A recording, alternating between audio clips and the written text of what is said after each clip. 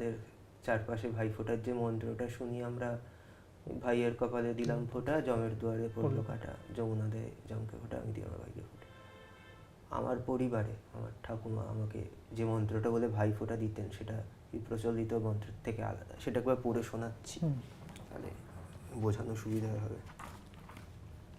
সেটা ছিল: স্বর্গে হুলুস্থুলু মর্তে জোকার, বইন ভাইয়েরে দেয় দ্বিতীয়ার ফোঁটা, ভাই না যাইও জমের দুয়ার, যমুনায় ফোঁটা দিয়া রাখছিল ভাইয়েরে, আমি ভাই ফোঁটা দিয়া রাখলাম তুমারে, জমের দুয়ারও দিয়া কাঁটা, ভাই হইল বেফই গুটা।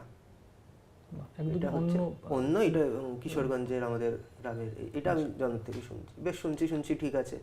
আমার ধারণা ঠাকুমা এটা দিচ্ছে দেশ ওপার থেকে নিয়ে এসছে, হয়তো ওপারে এই মন্ত্রটা প্রচলিত ছিল, আর আমার দিদিরা কলকাতার যেটা প্রচলিত সেটাই দেন। তারপর আমি আমার দিদার কাছে একবার ফোঁটা নিতে গেলাম। দিদা যে মন্ত্রটা বললেন সেটা আবার আমার ঠাকুমার মন্ত্রের ভার্সানের থেকে আলাদা।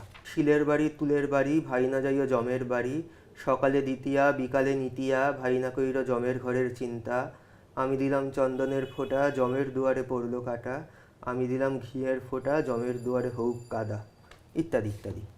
তখন আমি যখন একই মানে আচারের দুটো ভিন্ন মন্ত্র বা ছড়া বলুন পেলাম, তখন আমার স্ট্রাইক করলো তাহলে নিশ্চয়ই জায়গা ভেদে আরও বিভিন্ন ভার্সান পাবো। এটা সম্ভবত 2016-17 সালের কথা।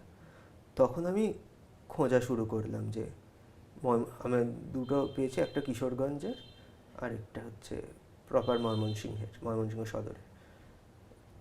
দুটো তো পেলাম, তাহলে অন্যান্য জেলায় আর কি খোঁজ করা যায়। এই করে যারা ওপার বাংলার থেকে এপার বাংলায় এসছেন সেই সব পরিবারের মধ্যে খোঁজ লাগানো শুরু করলাম। লাগাতে লাগাতে এরকম বিভিন্ন জেলা, কখনো কুমিল্লা, কখনো চট্টগ্রাম, কখনো সিলেট, কখনো বিক্রমপুর, খুলনা, এরকম ঢাকা, এগুলো বিভিন্ন পরিবার মানুষের সঙ্গে ইন্টারাকশন করে তাদের আপনারা কি বলে ফোঁটা দেন, এবং সেইখান থেকে উঠে এলো একটা বিপুল ভান্ডার। এই বই অন্তত 26টা বা 27টা ভার্সান আছে একই মন্ত্রের।